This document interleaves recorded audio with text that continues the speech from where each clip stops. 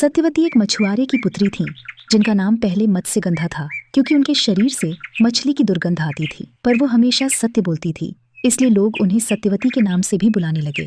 वह यमुना नदी में नाव चलाकर लोगों को नदी पार कराया करती थी। एक बार महान और सिद्ध ऋषि पराशर तीर्थ यात्रा के दौरान यमुना नदी पार करने के लिए आए। नदी पार कराने के लिए सत्यवती ने उन्हें अपनी नाव पर बिठा लिया। नाव में यात्रा के दौरान ऋषि पराशर ने अपनी दिव्य दृष्टि से जान लिया कि सत्यवती कोई साधारण स्त्री नहीं है, बल्कि पिछले जन्म में वह अच्छोदा नामक एक दिव्य स्त्री थी और एक श्राप के कारण उसने मछली के गर्भ से जन्म लिया है और एक मछुआरे ने उसे पाला है।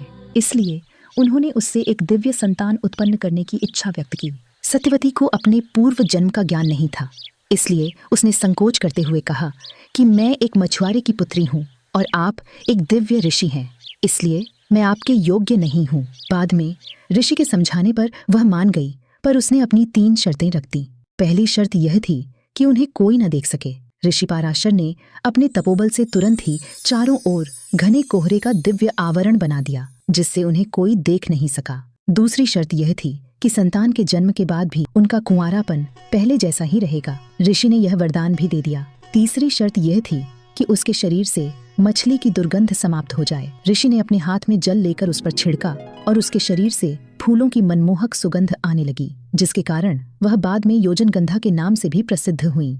योजनगंधा यानी जिसकी सुगंध कई योजन तक के वातावरण को महका रही हो।